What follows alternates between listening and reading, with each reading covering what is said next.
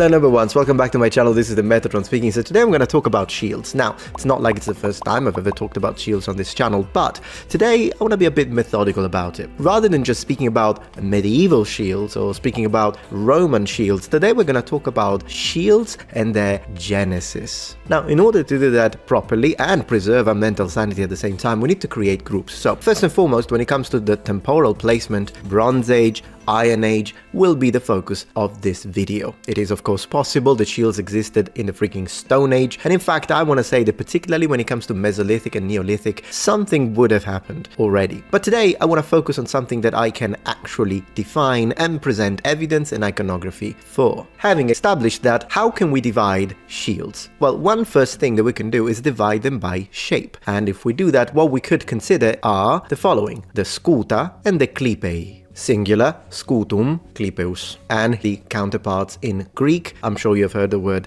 aspida. So what types of shields are these? Well, of course, a scutum, particularly in its origins, would be a sort of oblong typology of shield when it comes to the shape. It would have a umbo, so a boss, usually made of metal, although originally possibly even wood, to reinforce the center of the shield. And then when it comes to the grip, they would be carried with a briefcase grip through a handle.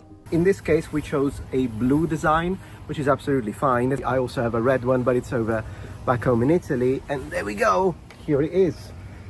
You just put your hand where there is a hole here and grip it this way. Now when it comes to the Roman shield, you grip it in a way that it's normally called the briefcase grip, because your hand is oriented downward and that's how you hold it. On the other side, when we look at the aspida, instead we've got round shields, and still focusing on the shape, these would often be slightly curved rather than being completely flat. And when it comes to the way they would be carried, rather than holding them, they would be connected and attached on your arm, and then you would hold. Okay, now before we start talking about the materials that usually constitute the way these shields are created, and you will see something, I'll say something interesting today you may have never heard before, but before we do that, I want to create a second element of categorization. What, you thought I was done with creating? Welcome to my life. Okay, so the next category that we're going to create is heavy shields versus light shields. Now, of course, the heavy shield category contains both the aspida and the scuta, but if we open a new category, the light shield category, then both in the Bronze and Iron Age we have 3 more shields to add to our collection. Man, I'm having a great time today. The peltai, the parmae, and the caetrae. The scutum, in its origins, at the very beginning of the concept of how a scutum would be made and used, begins in central Italy, specifically in the 8th century BC, within that post-Bronze Age and early Iron Age culture called Villanovan culture, which is a specific type of Iron Age Etruscan culture. Now, like any enthusiast of weapons and armors of the ancient period and the medieval period would ask, we want to know first, alright, but what were these shields made of? Now, this is not an easy question to answer actually, because within this context it's all organic materials, and therefore degradation and a lack of actual archaeological finds is problematic when it comes to the material culture from an archaeological standpoint. But it is possible that these shields were originally made of leather, or possibly leather covered wood. And the way I'm going to justify this is that the origins from an etymological standpoint of the word used to describe these shields, scutum, may have been a transliteration of an earlier Greek word which did mean, in fact, leather, pointing to a possible common denominator when it comes to the materials used to create them. Still, as another pretty substantiated hypothesis, it is also possible that these shields initially, when it comes to the materials and construction, had 2 separate options: either a wooden shield, most likely flat, and a slightly curved shield, but when it comes to this last one, rather than being made of wood, it would have been produced with wicker, and then covered in leather. For those who are not familiar with the word, wicker is a traditional material used to create sometimes furniture and oftentimes lots of different types of items. And it is made by weaving pliable plant materials like rattan, reed, willow, bamboo into a rigid structure. It is in fact more correct to say that the term wicker refers to the weaving process itself, as the type of material used to produce wicker may vary. If the idea that wicker was used all the way back to 8th century BC Etruria to make shields, if this surprises you, then do keep in mind that wicker isn't a modern invention at all. In fact, we have testimonies of wicker being used even in ancient Egypt, as wicker-made objects and tools were found in Tutankhamun's tomb. In other words, it's not that wicker is ancient from our perspective. Wicker would have been ancient already from the perspective of ancient Romans. Take a minute to wrap your mind around that. Still, another possible reason as to why it shouldn't surprise us that they would use wicker as one of the possible elements of construction of these early types of skuta in 8th century BC is because at the end of the day, we do have other types of cultures in this area that were specifically making similar types of shields, the Mycenaeans, as their typical shield is wicker-based and covered in leather. Mediterranean people, man, we're ingenious and we eat well. Now, have you ever noticed that shields that kind of look like the skuta in a way are often used by Celtic populations, including the Gauls? You may have never made the connection, but actually the reason is that in the next century, the Etruscans begin their expansion in the north. And when they do that and they come into contact with Celtic populations, including the Celts that were living in northern Italy at the time, their material culture, including their shields, start to be copied. So that's when we have an introduction of the early models of skuta within Celtic populations. And even though in Central Europe they start to become ubiquitous as a shield, the Italic populations at this time actually start to switch a little bit. Not that these shields would go completely out of use, they're never really abandoned per se, and I'll justify that with a couple of sources in a second, but they do start to mimic more and more the Greek attitude to war, which means that the early military forces start to mimic the hoplites, the round shield, the aspida. Why would they do that?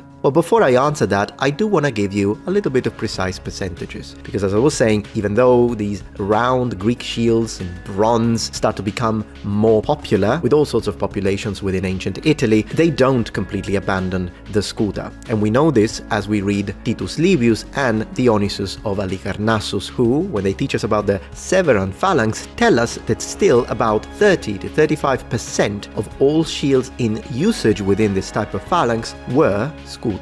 So for the Romans, the choice of making the shield center gripped, like in this case, is because first of all, while you hold the shield like this and kind of lean it towards your body, you can hold it for a very long time. Of course, I can't hold this for a very long time, but I can absolutely do this. So as a shield that is supposed to protect the majority of your body, this is actually very advantageous, and when it comes to body mechanics, a very mechanically intelligent way to design your shield. Okay, so now we are in the 3rd century, in the 2nd century, and what's happening is that all of these Celts are reintroducing a shield that, as we were saying, was never really completely abandoned, but now they're bringing it back. And even Celtic mercenaries that are hired all over the Mediterranean basin start to introduce this shield to the local populations, and it becomes more and more used. Not only in its more complex version, so the highly curved version, as opposed to the initially slightly curved and then even more curved in the imperial period version, which is objectively the better version because it provides a better level of protection and it's also better balanced than the flat one, will become the basic of all sorts of Roman legions from the early Republic all the way up to the Empire, Principate, and even Dominate up to a certain period. This shield, contrary to popular belief, was actually introduced, adapted, and became the standard of the Carthaginians. Yeah,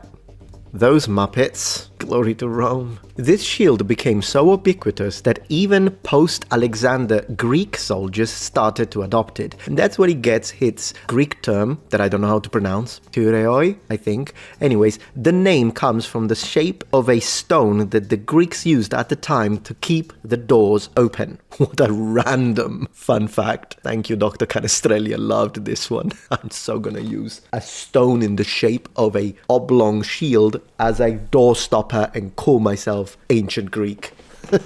What a day. Okay, so Celtics used it, Etruscans used it, well made it, Romans use it, Carthaginians use it, some Greeks use it. Is that it? No, Livy tells us that even the Seleucid army begins to use this type of shield. I mean, when something is good, something is good. So, we've got Celtic populations that are now using the early models of skuta. We've got Illyrians that start copying and using and deploying early models of skuta. But the Etruscans and other Italic populations at this point start mixing in Greek round shields. Now, if this shield was so good that other populations started copying it and using it, why did these Italian populations confederations decide, no, we're actually going to copy the Greeks. In this period in time, Greeks were considered to be a very successful and victorious culture. And even though, of course, Greece would be divided into city-states, still the model of war of Greek armies would be considered to be victorious and therefore something that you want to copy, at least up to a certain extent. And we know that even early Romans of the Regnum Romanum would adopt and try to copy Greek phalanx, although making the armor and weapons a bit more italic and slightly different. Talking a little more about this Celtic shield or this Celtic variety, if we write Celtic shields on Google, some images are nice, some are horrible, so let me kind of guide you through it a little bit. The first characteristic of a Celtic shield of this period would have been the fact that they most likely would have been made of wood or wicker. When it comes to the wooden ones, the structural typology that would have been preferred would have been the simplest one, which means flat design. So whenever you see these shields that look flat, that is coherent, all the way up to the 5th century BC. If you're enjoying this video so far, please take a moment to check out my Patreon page. With as little as a $5 support, you can help us ensure that we can continue to produce high quality and high researched content. And at the same time, you get access to polls, extra videos, unlisted streams, and much more. Thank you so much. Now, having established that, as we were saying, the umbo would be the central reinforcement of these type of shields, and even in the Celtic tradition, the umbo would be present. It's just that oftentimes this would be made of wood, at least in the simplest versions and earliest versions. Eventually, it will be replaced with metal. It could be bronze, it could be iron. But even more interestingly, you must have seen this very oblong type of reinforcement. This is where we kind of stop calling it umbo and we start using a different technical term, which is spina. And then, as in this replica, it's a little large to be honest, but still pretty nice. At least I like the fact that they've got rawhide all around for reinforcement of the rim, and the shield is covered as it should be. They will have iron reinforcements on top of the spina. Here is an actual very nice reproduction from Legio 10th Fretensis. It's a nice image and it kind of gives you the idea. Once again, the iron reinforcements on the sides would be something a little less common, but it did exist, particularly in later models. And always do keep in mind that these shields should always be covered. Shields and exposed planks are almost never a thing. This, for instance, appears to be a very nice reproduction, I have to admit. Now, how much is it for it?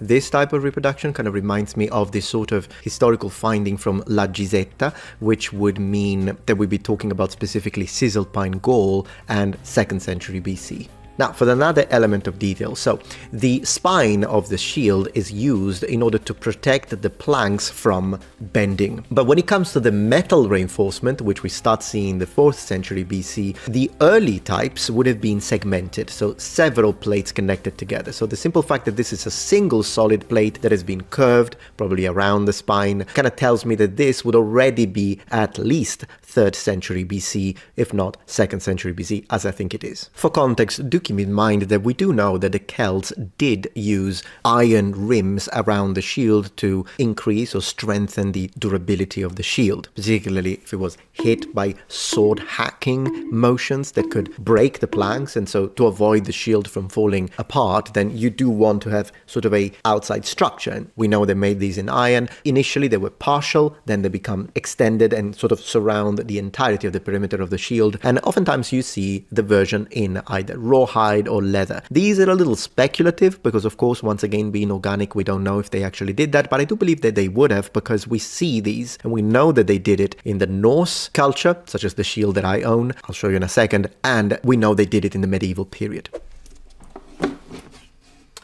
And here it is. So you can see in this case, I hope you can see it, this isn't metal, but it is rawhide. And I only have little reinforcements of iron, which are over here and over here, kind of all around. So why would someone choose this, either rawhide or leather, instead of iron? Oh, because it's cheaper, mate. It's cheaper. And it still helps with keeping the shield together. Let me just hold it up for you. So we've got this relatively large Norse shield, which I think is pretty nice. There you go. When it comes to the Norse shield or the Viking shield, you grip it vertically. Now, given you could theoretically grip it the same way as you hold the Roman scutum, but because of the way it's used, which is much more dynamic, you normally grip it this way, but both are center gripped. And that's the same thing with the buckler. Of course, you can hold it this way, but there is no reason, there is no weight. It's once again a very dynamic shield that you want to use in action, and there you go. So you hold it this way, similarly to the way you hold the Viking shield, but once again center gripped. So none of these shields is strapped to your arm. Now in this case, was it a situation whereby they chose not to strap this to their arm, or is it something that has to do with a lack of tech or technology, or even the idea of being able to strap your shield to your arm? And the reality is the first one, in the sense that we know for a fact, at least for the Romans, that they were very aware of the idea of strapping shields to your arm. In fact, Greek shields were strapped to your arm, so I mean, they could have just copied them, but then they choose to switch. Now, in the Middle Ages, they did make shields that were round, but you could strap them on your arm. They look really nice, by the way. I hope to be able to acquire one soon. Perhaps we'll see through Patreon. Of course, there is also the idea that they had very big shields, very similar to the Roman scutum, and they were called pavese. Now, the pavese, or pavis shield, even though it's similar to the Roman scutum, it's the one used by the medieval crossbowmen, like, for example, Genoese crossbowmen. It's different because it's a stationary shield, and therefore the grip is designed in a very different way, and I'm going to put an image from the Metropolitan Museum of Art just to show you. But that's a shield that is supposed to be carried and then deployed. And of course, you can deploy a Roman scutum if you need to, like if, for example, there is incoming enemy projectiles or fire, then of course you can put it stationary and sort of hide underneath it or behind it. But for the crossbowmen, that was the whole thing with the shield. They didn't need to be able to do this because both their arms were in fact busy taking care of the crossbow. So you would shoot while this is providing a certain level of protection, and then when you need to, of course, reload your crossbow, you can hide behind your shield, and then you have a helmet here and you've got pretty decent protection. And you can see that sort of design. You can really see why and how a shield is supposed to be used depending on the sort of grip that they choose when they make these, which I find to be absolutely fascinating. Now, personally, my favorite type of shield is the strapped heater shield, and I don't have one. Of course, I'll hopefully get one soon, but let's try a little bit of maneuverability with these shields. Let's see how we can move them around.